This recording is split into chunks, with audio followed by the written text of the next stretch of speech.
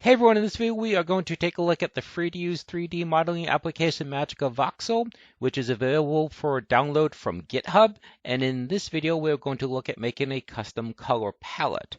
So on the left is the default color palette. And what you're going to do, you're going to create a whole new one. Just so you know, there are several pages. So this is the page 0. It's page 1, 2, 3. So there's 4 pages. And you notice the block changes color. That's because it's using this color here. You can see which one is selected. So here it's a light blue. Here it's like an orange, so on and so forth. Anyways, we're just going to create a whole new palette.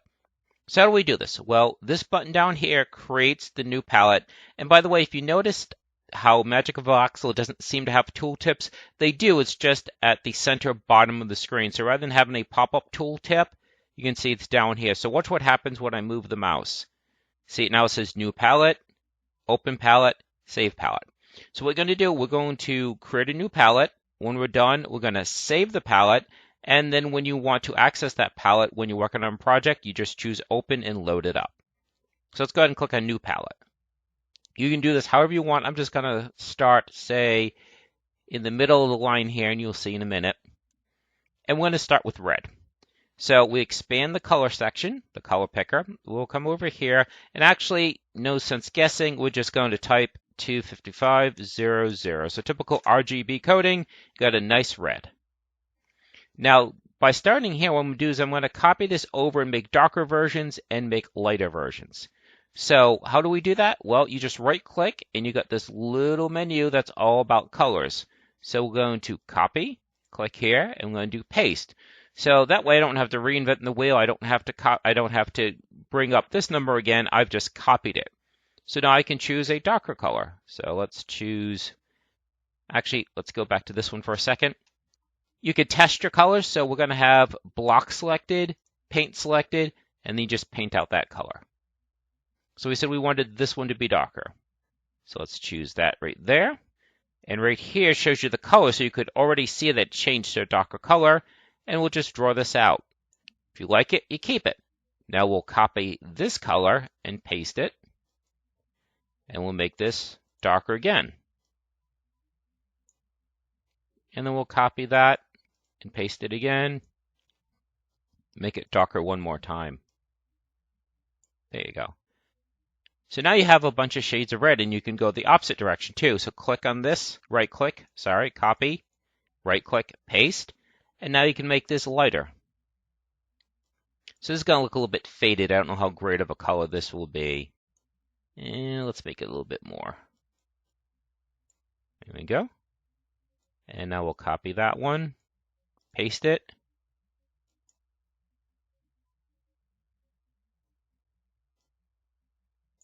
Okay. I suppose we could try to make this like a really pinkish color. So if we come up here, that's not really pink. Yeah, we'll actually do that one separately. So we can just leave that for now. So what we're going to do, so since we said about doing pinks, we'll come down here. We will copy that, paste, and put it down here because now we'll do some pinks and purples. And it's fine to have duplicate colors. It's not a big deal. You can always come back and maybe make this one a little bit more red. So that one's fine. That's kind of a pinkish color. So copy, paste, and make this a little bit darker. Let's see if we can put a little more. There we go. Make it a little bit lighter. There we go.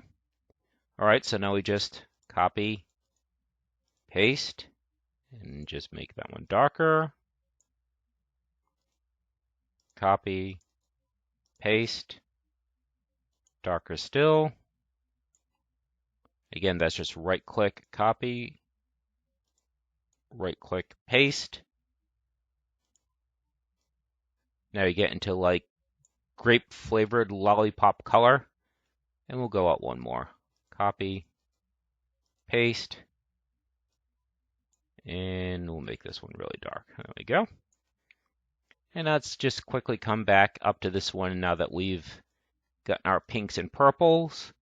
Copy, paste, and we'll make this one just like lighter. Almost. Okay. So, and now it's really just rinse and repeat. You can say do blues. So you start with a nice dark blue.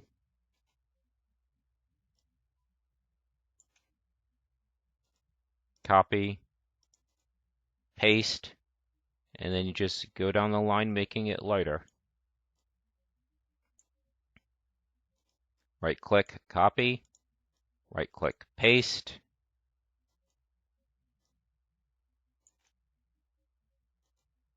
Copy, paste.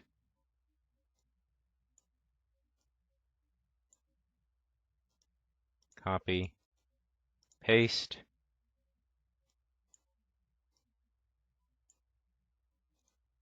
Copy, paste. And for certain colors, you may find that you want more of them. So that's certainly your decision. And particularly for voxel art, you might not need this kind of range. But again, you can see this is much more organized compared to what we had originally. We'll just do a couple more, then we'll do the save, and then we'll do the load. Okay, so what else we got? Let's do, say, some greens.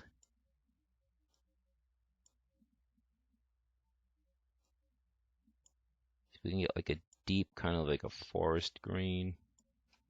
See how that looks. Okay. And then we'll copy, paste, and just do the same thing. Just keep coming down, making them lighter. Right click, copy, right click, paste. And again, just testing the color.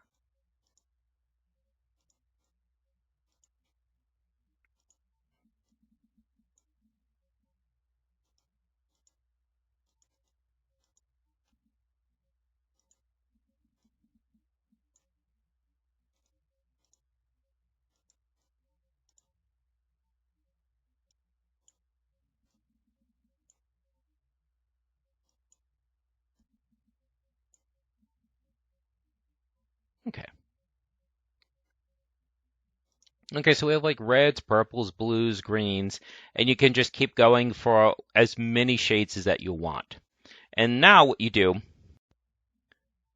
so now we come over here and we click on save, and we'll call this, say, our test palette. You can see I already have some demos, and so we'll save that. So what I'm going to do, I'll now restart MagicaVoxel, and then you'll see the change when we reload the palette. Okay, we've restarted MagicaVoxel. We come down here to open the palette, our test palette. We click on open, and there we go. So there's the palette you created. So that should about do it for this video. It's that easy to create, save, and then reload a palette. And if there's anything else you want to see, just let me know. I think I've covered most of the major tools. There's a few more that I need to cover. Like I still need to work on some of the select and then rotate and flip tools. I've shown a few things, but I think there's a few tricks that I hadn't shown yet. But I think I've covered the bulk of what MagicaVoxel has to offer. So going forward, the additional videos will probably be just projects as far as how to create this object or that object. Like recently I showed how to do a pickaxe, a scythe, a sword, so kind of the typical Minecraft voxel type things you'd see. And we'll just keep going from there to see what else you guys would like to see drawn. And that should do it. So I hope that you found this helpful, and please enjoy the rest of your day.